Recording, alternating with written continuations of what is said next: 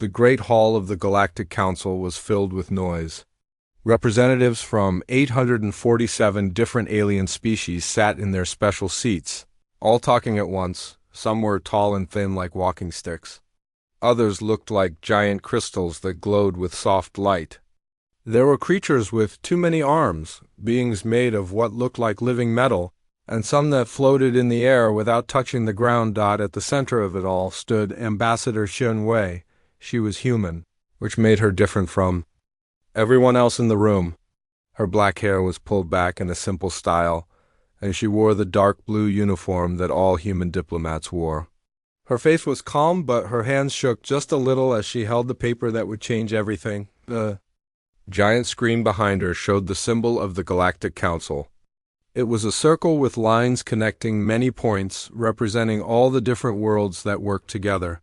For 300 years, humans had been part of this group. They had helped build things, solved problems, and kept peace between species that might otherwise fight each other. Chun-Wei took a deep breath and began to speak. Her voice was clear and strong, reaching every corner of the massive room through the translation devices that changed her words into hundreds of different languages.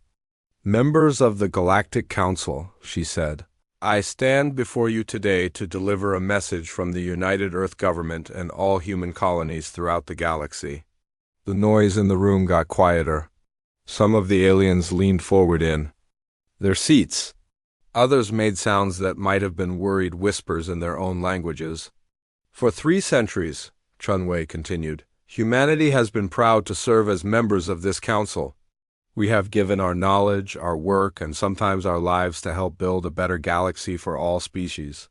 A creature that looked like a walking tree made a sound that the translator turned into words. "Get to the point, mammal." Chun-Wei's jaw tightened, but she kept her voice steady. "The point is this. Humans have tried again and again to warn this council about serious problems. We have shown you data, given you reports, and begged you to listen when we said that the way things are being done will lead to disaster." She pressed a button and the screen behind her changed. Now it showed charts and numbers that most of the aliens ignored. These were the reports humans had been making for years, warnings about trade routes that were too fragile, power systems that could fail, and peace agreements that would not last.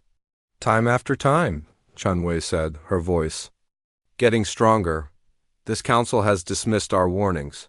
You have called us young and inexperienced. You have said that species who have been traveling the stars for thousands of years know better than humans who have only been here for 300. A being made of what looked like purple gas spoke up. Its words came out as a hissing sound that the translator changed to, "Because it is true. You are children compared to us." Chun-Wei nodded slowly. "Perhaps we are children. Perhaps our 300 years in space is nothing compared to your thousands. But children sometimes see things that adults miss. And right now this child is telling you that the house is on fire." She pressed another button. The screen now showed a map of the galaxy with red lines connecting different star systems. These were the trade routes, communication lines, and transportation networks that kept the galaxy running. Most of them had been designed or improved by humans over the years. "These are the systems that keep our civilization working," Chun-Wei said. "The programs that move cargo ships safely through space. The computers that manage power on 1,000 worlds. The communication networks that let us talk to each other across the galaxy. The peacekeeping forces that stop wars before they start. Humans have worked on all of these." A creature that looked like a giant insect clicked its mandibles. The translator made it say, "So? Many species have contributed to these systems." "Yes," Chun-Wei agreed. "Many species have contributed. But humans have been the ones holding it all together. We have been the ones who understand how all the pieces fit. We have been the glue that keeps this galaxy from falling apart." The room erupted in angry sounds. Aliens stood up from their seats, waving arms or tentacles or whatever they used for hands. The translator worked overtime, turning their protests into words like "arrogant" and "impossible" and "how dare they." Chun-Wei waited for the noise to die down. When it did, she spoke again, and this time her voice was sad. "We had hoped," she said, "that after 300 years you would trust us. We had hoped that you would listen when we warned you about the cracks we could see forming. We had hoped that you would work with us to fix the problems before they became disasters." She paused and looked around the room, meeting the eyes of creatures that had hundreds of different ways of seeing. "But instead, you have ignored us. You have treated us like servants who should do the work but not ask questions. You have taken our help and then told us to be quiet when we tried to give advice." The human ambassador reached into her pocket and pulled out a small device. She pressed a button on it, and immediately humans throughout the galaxy received the same message. It was simple and clear. "Come home." Therefore, Chunwei said, effective immediately, humanity is withdrawing from the Galactic Council. All human personnel are being recalled from their positions. All human-run systems are being shut down. All human assistance is ending. The silence that followed was complete. Even the creatures that were always making noise stopped. The only sound was the soft hum of the air recycling systems. Then the chaos began. The creature that looked like a walking tree stood up so fast that its chair fell over. "You cannot do this," it shouted. "The trade routes will fail." "The power grids will go dark," yelled the purple gas being. "Our communication systems will stop working," added a creature that looked like it was made of living liquid. Chunwei stood perfectly still in the center of it all. "Yes," she said simply, "they probably will. This is madness," screamed a being with too many eyes. "You will destroy the galaxy." "No," Chunwei replied, her voice calm and clear. "We tried to prevent the galaxy from being destroyed. You would not listen. What happens next is your choice, not ours." She turned and began walking toward the exit. Her footsteps echoed in the sudden quiet as every alien in the room watched her go out the door. She stopped and turned back one last time. "For 300 years, she said, "humans have been telling you that the universe is more fragile than you think. You called us paranoid. You said we worried too much. You told us that your ancient wisdom was better than our young fears."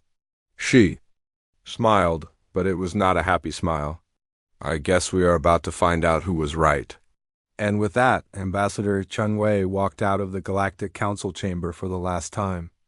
Behind her, 847 alien species sat in stunned silence, slowly beginning to realize that they might have just made the biggest mistake in galactic history. The age of human cooperation was over.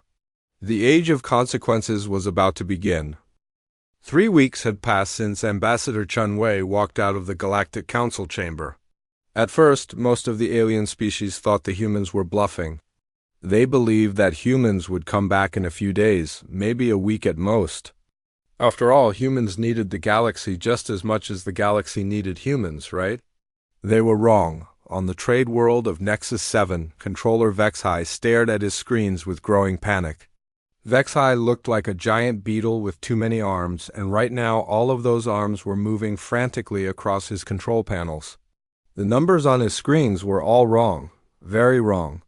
"The cargo ships are not arriving on time," he clicked. To his assistant, a smaller beetle-like creature named Killinor. "The shipping schedules are completely broken." Killinor's antenna twitched nervously. "But Controller, the human programmer said the system could run itself. They said it was automatic." Vexhai made an angry buzzing sound. "Automatic, yes. But not smart. Look at this mess." The screens showed hundreds of cargo ships scattered across dozens of star systems. Some were stuck in traffic jams at jump points. Others were flying to the wrong planets. A few had simply stopped moving altogether, floating in empty space because their navigation computers could not figure out where to go next. What the aliens did not understand was that the human-designed shipping system was not just a simple computer program. It was a complex web of predictions and adjustments that looked at thousands of different things at once. It watched weather patterns on planets, tracked political tensions between species, monitored fuel prices, and even considered how tired ship captains might be after long flights. The humans had built this system slowly over many years. adding new pieces and fixing problems as they found them. Without humans to watch over it and make adjustments, the system was like a clock with missing gears. It still looked like it should work, but the pieces no longer fit together properly. "Send a message to the human colonies," Vexhai ordered. "Tell them we need their help to fix this." Kilaner typed the message and sent it through the communication network. The reply came back in less than an hour. It was polite but firm. "The United Earth government appreciates your message. However, as we are no longer members of the Galactic Council, we cannot provide technical support for Council systems. We wish you the best of luck in resolving your difficulties." Vexhai stared at the message for a long time. Then he began to understand that the humans were serious about leaving. Meanwhile, in the Zephyrian Empire, things were getting worse much faster. The Zephyrians were a proud warrior race who looked like giant birds with metal beaks and claws. They had ruled over dozens of star systems for thousands of years, and they did not like being told what to do by anyone, especially humans. Admiral Kretok stood on the bridge of his flagship, the Iron Talon. His metal beak gleamed in the light from the ship's displays as he studied the tactical screens. Around him, other Zephyrian officers moved with the quick, sharp movements of predatory birds. "The humans think they can threaten us," Kretok screeched to his second-in-command. "They think that by running away, they can make us beg for their return. We will show them how wrong they are." The Iron Talon was the pride of the Zephyrian fleet. It was 3 kilometers long and carried enough weapons to destroy a small moon. Behind it flew 50 other warships, each one filled with eager Zephyrian warriors who wanted to teach the humans a lesson about respect. "Set course for the human system called Sol," Kretok commanded. "We will bring back a few human prisoners to show the rest of the galaxy that the Zephyrian Empire does not bow to threats." The fleet jumped into hyperspace, heading for human territory. It would take them several days to reach the Sol system, but Kretok was confident. Humans were good at building things and solving problems, but they had always been weak fighters. The Zephyrian Empire had never lost a war. What Admiral Kretok did not know was that the humans had been expecting this. They had been watching Zephyrian fleet movements through hidden sensors and spy networks that the proud bird warriors had never even noticed. By the time the Iron Talon entered hyperspace, human defense forces were already preparing to meet them. Back on Nexus 7. The shipping crisis was getting worse every hour. Cargo ships carrying food were arriving at planets that needed medical supplies. Ships full of building materials were going to worlds that had ordered entertainment systems. Some ships were delivering things to planets that had not ordered anything. At all. The confusion was spreading to other parts of the galactic economy. Factories that needed raw materials were shutting down because their supplies were not arriving. Planets that grew food could not send it to worlds that needed it. The careful balance of trade that had kept the galaxy fed and supplied for centuries was falling apart. "We need to call in specialists from other species," Vexhai told the Emergency Council meeting. "Surely someone else can fix the shipping computers." The council members, representing dozens of different alien races, looked at each other with worried expressions. The Mindari, who were known for being very smart, spoke first through their representative, a tall, thin being with a large brain visible through its transparent skull. "We have examined the human shipping programs," the Mindari said in its whisper-quiet voice. "The code is extremely complex. It would take us many years to understand how it works and many more years to learn how to fix it." "What about the Vorthek?" asked a representative of the Crystal people. "They are masters of computer systems." The Vorthek representative, a being that looked like a walking diamond, flashed with embarrassed colors. "We have tried, but the human programs are unlike anything we have ever seen. They seem to think like living creatures rather than machines. We do not understand how they work." As the council meeting continued, similar problems were being discovered all across the galaxy. The power management systems on dozens of worlds were beginning to fail.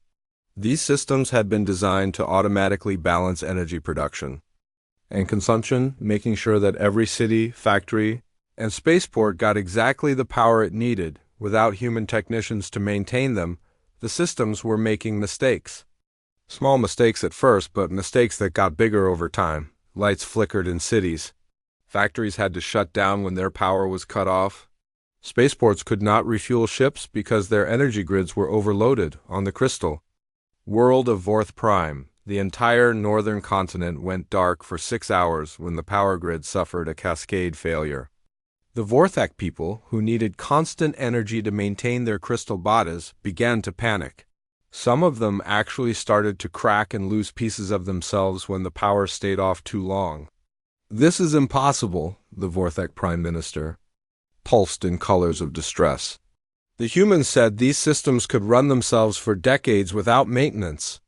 "They can," replied the chief engineer, his crystal form flickering weakly, "but only if nothing unusual happens. If there are storms or equipment failures or changes in demand, someone needs to adjust the settings.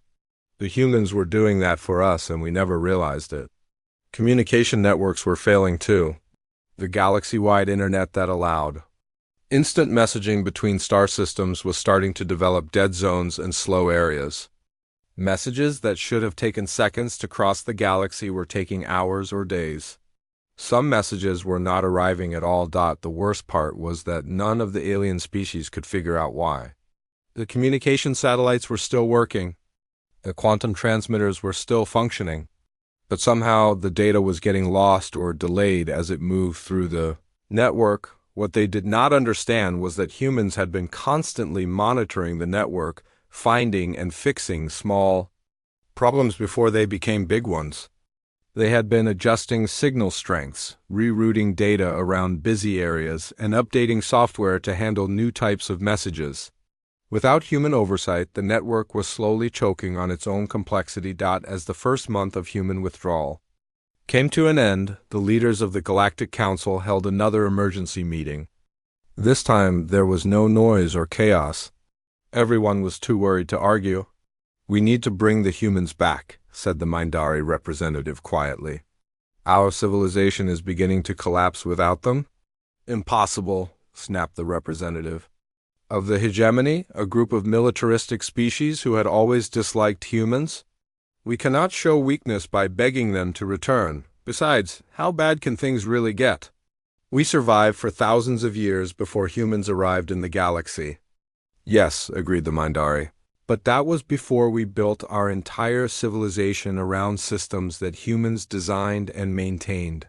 We have become dependent on them without realizing it. And now that dependency is killing us." The room fell silent as the representatives considered this. Outside the great windows of the council chamber, they could see cargo ships drifting aimlessly through space, their navigation systems unable to plot safe courses to their destinations. None of them knew that this was only the beginning. The real disasters were still to come, and somewhere in the darkness between the stars, Admiral Kreetak's fleet was about to learn just how much the humans had been holding back all these years. 6 months had passed since the humans left the Galactic Council. What had started as small problems was now becoming a disaster that spread from world to world like a deadly disease. On the trade world of Nexus 7, Controller Vexai no longer had a job. The shipping network had collapsed completely 3 weeks ago. Cargo ships floated dead in space, their computers too confused to move. Some ships had tried to land on planets without permission and crashed. Others had simply run out of fuel while waiting for orders that never came. Vexai stood in the empty control center, looking at screens that showed nothing but error messages. Red warning lights blinked everywhere. The great trade hub that had once moved goods to 1,000 worlds was now silent and dark. "How many ships did we lose today?" he asked Kellener, who was one of the few workers still trying to help. 17, Kellener replied sadly. "And 43 more are drifting without power. The captains are asking for rescue, but we have no ships left to send." Vexai clicked his mandibles in frustration. "What about the other trade centers? Are they doing any better?" "No, Controller. The reports are the same from everywhere. The shipping system is dead. Nothing is moving between the stars anymore." The collapse of galactic trade was causing problems that no one had expected. Planets that grew food could not send it to worlds that needed it. Factory worlds could not get the raw materials they needed to make things. Medical supplies sat rotting in warehouses, while people died on distant planets. But the worst was yet to come. In the hegemony territories, panic was spreading faster than any disease. The hegemony was a group of 12 species that had joined together to control trade and resources. They had always been rich and powerful, but their wealth depended on keeping goods moving between star systems. General Fakemur of the Hegemony Defense Force paced back and forth in his command center. He was a massive creature that looked like a cross between a rhinoceros and a tank, with thick armor plating covering his entire body. His small eyes glowed red with anger. "The treasury is empty," his aide reported. The aide was a thin, nervous creature that looked like a walking stick insect. "Without trade income, we cannot pay our soldiers or maintain our fleets. Then we will take what we need," Fakemur growled. "Send orders to all fleet commanders. We are going to claim new territories. Any world that has resources we need will become part of the hegemony." "But General," the aide protested, "that would mean war with the other species. The peace treaties forbid territorial expansion." Fakemur's laugh sounded like grinding metal. "Peace treaties? Look around you. The galaxy is falling apart. There is no peace anymore. There is only survival." The first hegemony attack came without warning. A small mining world called Kepler's Rest was invaded by 3 hegemony warships. The world's defenses were weak, designed only to stop pirates and raiders. They could not fight off a full military assault. The local defenders sent desperate messages asking for help, but the Galactic communication network was so broken that the messages took days to reach anyone. By the time other species learned about the attack, Kepler's Rest had already fallen. News of the invasion spread slowly through the damaged communication systems. When it finally reached the other major powers, their reaction was swift and angry. But their response was also confused and poorly organized because they could not coordinate their actions without working communications. The Stellar Federation, a group of peaceful species, tried to send a fleet to help defend other mining worlds, but their ships got lost when the navigation computers failed. Half the fleet ended up in the wrong star system, while the other half ran into an asteroid field because their sensors were not working properly. Meanwhile, on the crystal world of Vorth Prime, the situation was becoming desperate. The power grid failures were happening more and more often. The crystal people needed constant energy to survive, and when the power went out, they literally began to fall apart. Prime Minister Zekthar stood in the emergency command center, his crystal body flickering weakly. Around him, other Vorthek officials pulsed with colors of fear and confusion. The beautiful geometric patterns that normally covered their bodies were dim and broken. "How many did we lose in today's blackout?" Zekthar asked. 2,000 in the northern cities," replied the emergency coordinator. They could not get to the backup power sources in time. Zekthar's colors shifted to deep purple, the Vorthik expression of grief. 2,000 people had died because the lights went out. It seemed impossible, but it was happening more and more often. "What about the emergency message we sent to Earth?" he asked. "No response," the coordinator replied. "We have sent 47 requests for help. The humans acknowledge receiving them, but they say they cannot provide assistance to non-Confederation members." "Confederation?" Zekthar pulsed in confusion. "What Confederation?" That was when they learned about humanity's new policy. While the galaxy had been falling apart, humans had been busy. They had formed something called the Terran Confederation, and they were only helping species that joined this new group. The problem was that joining the Confederation meant following human rules. It meant admitting that humans had been right about the problems in galactic civilization. For proud species that had ruled the galaxy for thousands of years, this was almost impossible to accept, but some species were desperate enough to try. The Mindari were the first to send an official request to join the Terran Confederation. The Mindari had always been smart enough to admit when they were wrong, and they could see that their civilization was dying without human help. Ambassador Thelsar of the Mindari stood in the communication chamber of their homeworld, preparing to send a message to Earth. Her large brain pulsed behind its transparent skull as she carefully chose her words. "People of Earth," she began, "the Mindari Republic formally requests membership in the Terran Confederation. We acknowledge that we made serious mistakes in dismissing human warnings and contributions to galactic civilization. We are prepared to accept human leadership and guidance in rebuilding what has been lost." The response came back within hours. It was simple and direct. "Your request has been received and will be considered. Please stand by for further instructions." When other species learned that the Mindari had asked to join the Human Confederation, reactions were mixed. Some called it wisdom. Others called it surrender. The Zephyrian Empire called it treason. Admiral Kretok had been dead for 3 months, along with his entire fleet. No one knew exactly what had happened to them. They had entered the Sol system and simply vanished. There had been no distress calls, no wreckage, no trace of 51 warships and 30,000 Zephyrian warriors, the new Zephyrian admiral. Sektar was even more angry than his predecessor had been. "The humans destroyed our fleet with some kind of secret weapon," he screeched at the Zephyrian High Council.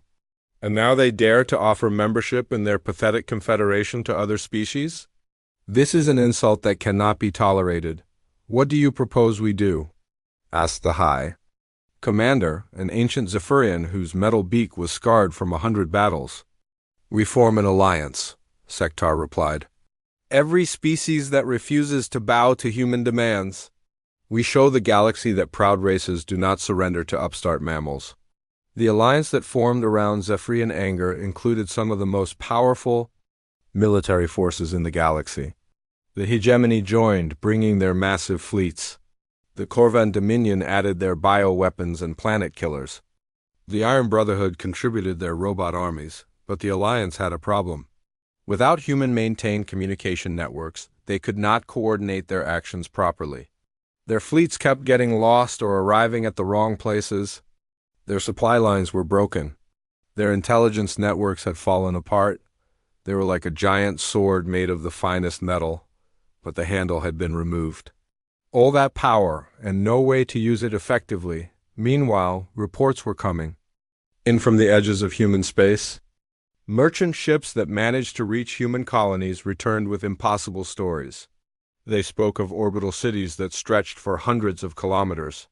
They described manufacturing facilities that could build entire fleets in a matter of weeks. They told of defensive systems that could destroy approaching ships before they even knew they were being targeted.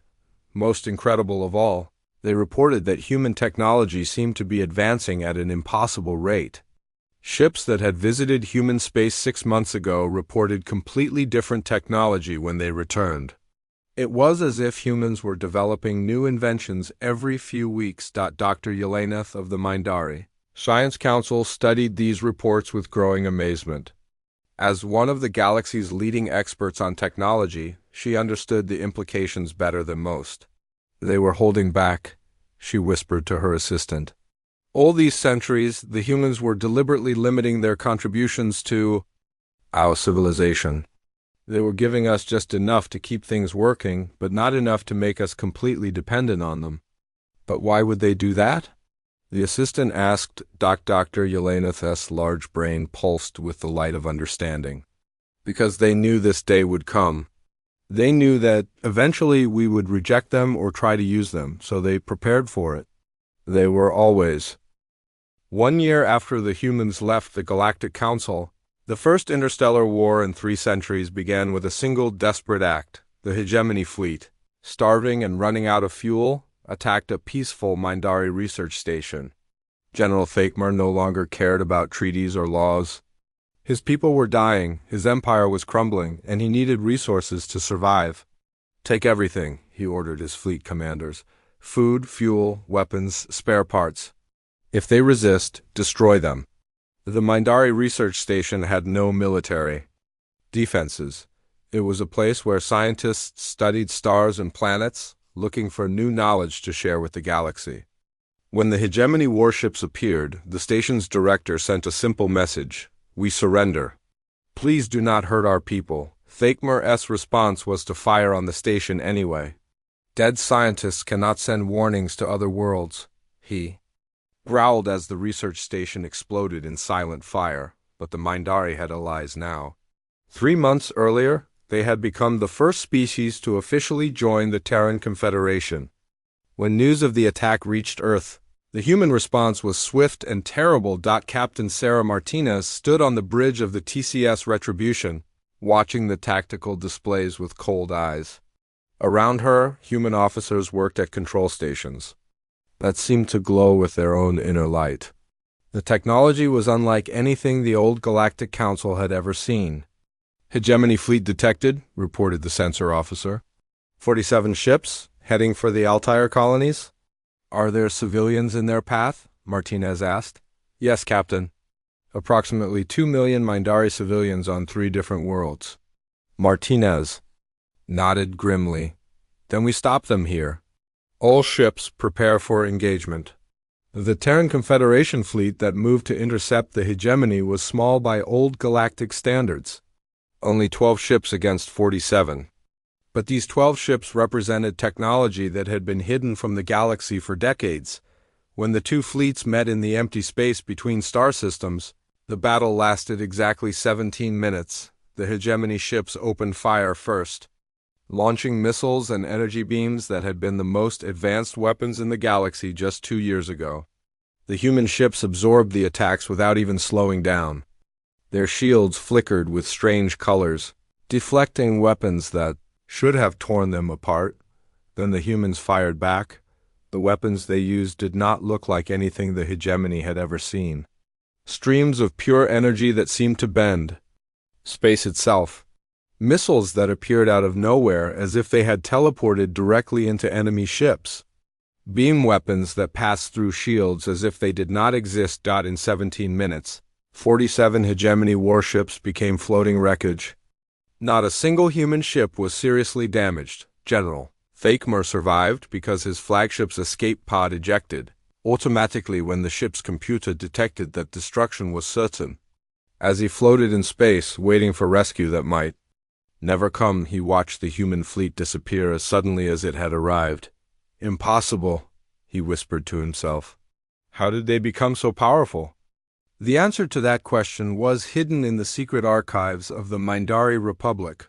Dr. Yeleneth had been studying human history ever since her people joined the Confederation, and what she had discovered made her brain pulse with amazement and fear. They have been preparing for this for over a century, she explained to the Mindari Council. Every human scientist, every human engineer, every human diplomat was secretly working on a long-term plan. She activated a holographic display that showed the timeline of human involvement in galactic civilization. Look at this pattern. Every few years, humans would make a suggestion or provide a solution that made our technology slightly dependent on their knowledge. They were not trying to control us. They were trying to make sure that if we ever rejected them, we would not be able to function without them. The council members listened in stunned silence as Dr. Yeleneth continued her explanation. At the same time, they were developing their own technology in secret. Advanced weapons, faster ships, better computers, new energy sources. They kept all of this hidden while they gave us just enough help to keep our civilization stable. But why? Asked the council speaker. Why help us at all if they were planning to leave? Dr. Yeleneth's answer was simple and terrifying. Because they hoped we would learn to be better. They gave us 300 years to grow up, to become wise, to stop fighting each other, but we never did. So they prepared for the day when they would have to force us to change. The destruction of the hegemony fleet sent shockwaves through what remained of galactic civilization. Species that had been planning to fight the humans suddenly reconsidered their options. Military alliances that had seemed strong began to fall apart as members decided that survival was more important than pride. But not everyone was ready to surrender. Admiral Sektar of the Zephyrian Empire gathered the largest fleet in galactic history. 500 warships from a dozen different species, all united by their refusal to bow to human demands. They called themselves the Free Galaxy Alliance, and they were determined to prove that humans could be defeated. "We have numbers," Sektar screeched at the Alliance commanders. "We have courage. We have the honor of our ancestors. The humans may have better weapons, but they are still just mammals who breathe air and bleed red blood." The Alliance fleet, massed at the edge of human space, preparing for what they believed would be the final battle. They had studied the destruction of the Hegemony fleet and thought they understood human tactics. They would attack in waves, overwhelming the humans with sheer numbers. They were wrong about everything. The battle never happened the way they planned.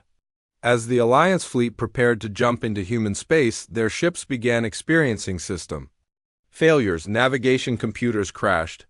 Weapon systems shut down. Life support systems flickered on and off. It took the Alliance commanders several hours to realize what was happening. The humans were not waiting for them to attack. The humans were already attacking them, using weapons that the Alliance could not see or understand. "How are they doing this?" demanded Admiral Sektar as his flagship shields failed for the third time in an hour. His chief technician, a nervous creature with too many eyes, studied the ship's computer systems. "Admiral, I think they are using our own technology against us. Somehow they are sending signals that make our computers disobey our commands." The truth was even worse than the technician suspected. For 3 centuries, humans had helped design or improve almost every major computer system in galactic civilization. They had built hidden pathways and secret commands into the software, programming that would activate only if humans ever needed to defend themselves. Now those hidden programs were waking up. Every ship in the Alliance fleet, every weapon system, every piece of technology that had ever been touched by human knowledge was turning against its owners. Ships fired on their own allies. Navigation systems sent fleets into asteroid fields. Communication systems broadcast false orders that caused massive confusion. The mighty Alliance fleet tore itself apart without the humans firing a single shot. Admiral, Sektar's flagship was one of the last ships to survive, but only because it was so old that most of its systems had never been upgraded with human improvements. As he watched his fleet destroy itself, Sektar finally understood the true scope of human planning. "They never just helped us," he whispered. "They controlled us. For 300 years, they let us think we were independent, but we were always dancing to their tune." As the Alliance fleet scattered in defeat, the human fleet finally appeared. But they did not pursue the fleeing ships. Instead, they broadcast a simple message on all frequencies. "The Terran Confederation offers peace to all species willing to accept it. We do not seek conquest or revenge. We seek only to build a galaxy where war is unnecessary and cooperation is rewarded. Any species wishing to discuss terms may send representatives to the Centauri system." The message was broadcast in every known language, using communication networks that the aliens had thought were broken beyond repair. The humans had fixed them overnight, demonstrating once again that they had never really lost control of galactic technology. In the weeks that followed, representatives from dozens of species made the journey to Centauri. Some came to surrender.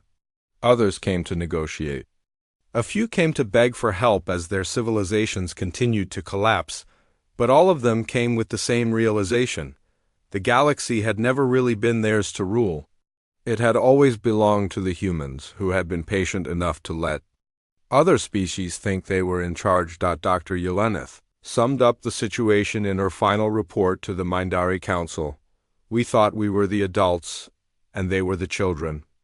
But it was the other way around. We were the children, playing with toys that the adults had made for us. And when we misbehaved, the adults took their toys away. The age of galactic independence was over. The age of human guidance was about to begin. And in the depths of space, the scattered survivors of the Free Galaxy Alliance drifted in their damaged ships, finally understanding that they had never been free at all. 2 years after humanity left the Galactic Council, Ambassador Chun Wei stood in the observation deck of the TCS New Horizon, watching as construction crews put the finishing touches on the largest space station ever built. The station stretched for over 100 kilometers in all directions, its gleaming white surfaces reflecting the light of 3 different suns. Chunwei was no longer just an ambassador. She now held the title of Director of the Terran Confederation, leader of the new government that had replaced the old Galactic Council. Her dark blue uniform had been replaced by a simple white outfit that bore the symbol of the Confederation, a circle containing representations of many different worlds, but with Earth clearly at the center. The last of the refugee ships have arrived, reported Commander Jackson, her aide. He was a young human with the kind of eager expression that reminded Chunwei of herself 30 years ago.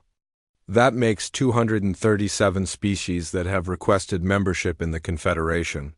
Chunwei nodded as she watched the ships approaching the station. They came from all corners of the galaxy, carrying the survivors of civilizations that had collapsed when the humans withdrew their support. Some of the ships were barely holding together, patched with whatever materials their crews could find. Others were pristine vessels from species that had been wise enough to ask for help before disaster struck. What about the species that are still refusing to join? Chunwei asked. Commander Jackson consulted his tablet. 43 species are still trying to maintain independence. Most of them are in bad shape. The Zephyrian Empire has lost half its territory to internal rebellions. The Corvan Dominion is fighting a civil war. The Iron Brotherhood's robot armies are turning against their creators because the control systems are failing, Chunwei sighed. Even now, after everything that had happened, some species were too proud to admit they needed help. But she had learned patience during her long years as a diplomat. Eventually they would come around, they always did. What about the Vorthek? She asked. They joined yesterday, Commander Jackson replied with a smile. Prime Minister Zekthar said that losing another 1,000,000 citizens to power grid failures was the final straw. They are begging us to fix their energy systems before their entire species goes extinct. Through the great windows of the observation deck, Chunwei could see the Vorthak delegation arriving in their crystal ships. The beautiful geometric vessels sparkled like jewels as they approached the docking bays. She remembered when the Vorthak had been one of the most arrogant species in the old council, constantly reminding everyone how their crystal technology was superior to anything humans could create. Now they were refugees, desperate for the very human knowledge they had once dismissed. The irony was not lost on Chunwei, but she felt no satisfaction from it. She had seen too much suffering over the past 2 years to take pleasure in anyone's downfall. The goal had never been to prove human superiority. The goal had been to save galactic civilization from its own stubborn pride. Director? Commander? Jackson said, the morning briefing is ready. Would you like to review the reconstruction progress? Chunwei followed him to the briefing room, where holographic displays showed the current state of the galaxy. 2 years ago, these displays would have been filled with red warning indicators showing failing systems, dead communication links, and collapsed trade routes. Now, most of the indicators were green or yellow, showing systems that were either fully operational or being repaired. The transformation had been remarkable. Once species joined the Confederation, human engineering teams arrived within days to begin fixing their problems. Power grids were rebuilt with new technology that was more reliable and efficient than anything that had existed before. Communication networks were upgraded to handle 10 times more traffic than the old systems. Trade routes were reestablished, with automated cargo ships that could navigate safely even through dangerous areas of space. But the most important changes were not technological. They were political and social. The Mindari delegation has finished reviewing the new education standards, reported Dr. Sarah Kim, the Confederation's head of cultural development. Dr. Kim was a thoughtful woman who had spent decades studying how different species could learn to work together. They are impressed with how the curriculum teaches cooperation and problem-solving instead of competition and warfare. Chunwei smiled. The education reforms were one of her proudest achievements. Under the old Galactic Council, each species had educated their young to believe that their own people were the most important in the galaxy. This had led to centuries of mistrust and conflict. The new Confederation schools taught a different lesson. Students learned that every species had valuable knowledge and abilities, but that real progress came from working together rather than fighting each other. Human children learned alongside young Mindari, Vorthok, and dozens of other species, all sharing their different perspectives and ideas. What about the military integration program? Chun-Wei asked. General Rodriguez, the Confederation's defense coordinator, stepped forward. She was a stern woman with gray hair and sharp eyes, but Chun-Wei knew that beneath her tough exterior was someone who genuinely cared about protecting innocent lives. Excellent progress, General Rodriguez reported. The joint training exercises on Kepler Station are going better than expected. The Mindari tactical analysts are working well with our human strategists. The Vorthok engineering cores have integrated smoothly with our technical teams. Even some of the former Zephyrian pilots have proven to be valuable additions to our fleet. This was perhaps the most surprising development of all. Many of the species that had once fought against humanity were now eager to serve in the Confederation. Military, they had seen what human technology could do, and they wanted to be part of something stronger than their old, failing empires, but Chun-Wei had been careful to make sure that the new military was not just humans giving orders to aliens. Every mixed unit had representatives from multiple species, and important decisions were made by consensus rather than by a single commander.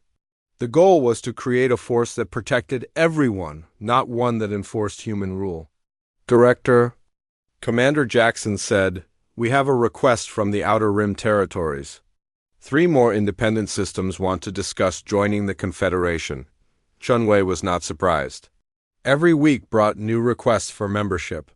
As word spread about the improvements in Confederation space, more and more species decided that independence was not worth the price of isolation and technological stagnation, but Chun-Wei was careful about who was allowed to join. The Confederation was not interested in conquering the galaxy. It was interested in building something better than what had existed before. "What is their current status?" she asked. "All 3 systems are stable and peaceful," Commander Jackson replied. "No history of aggressive expansion or oppression of other species. Their governments are democratic and their economies are based on trade rather than military conquest." "Then schedule preliminary discussions," Chun-Wei decided. "But make sure they understand the requirements. Full transparency in government, equal rights for all citizens regardless of species, and complete commitment to peaceful resolution of conflicts." These requirements had been controversial when the Confederation was first formed. Some species had argued that humans were trying to impose their values on everyone else. But Chun-Wei had learned from the mistakes of the old Galactic Council. This time, there would be no compromise on the basic principles that made civilization possible. As the briefing continued, Chun-Wei's thoughts drifted to the past. She remembered standing in the council chamber 2 years ago, delivering humanity's final warning to species that thought they knew better. She remembered the anger and dismissal in their voices as they rejected human concerns about the fragility of their civilization. Now, those same species were lining up to join the system that humans had built to replace what they had destroyed. "Director," Dr. Kim said, "there is one more item. The Memorial Committee has finished their proposal for the monument to the lost civilizations." Chun-Wei's expression grew somber. Not every species had survived the collapse. Some had been too proud to ask for help until it was too late. Others had destroyed themselves in wars fought over the few resources that remained when trade networks failed. The hegemony had lost 3/4 of its population before the survivors finally surrendered. Several smaller species had gone completely extinct. "Where do they want to build it?" Chun-Wei asked. "On the site of the old Galactic Council building on Nexus Prime," Dr. Kim replied. "They want it to serve as a reminder of what happens when civilizations forget that they depend on each other." Chun-Wei approved the plan with a heavy heart. The monument would be beautiful, but it would also be a gravestone for billions of beings who had died because their leaders were too stubborn to accept help. As the briefing ended, Wei returned to the observation deck. Outside, the great space station buzzed with activity as beings from hundreds of different worlds worked together to build something new. Human engineers worked alongside Mindari scientists and Vorthak technicians, sharing knowledge and solving problems that no single species could handle alone.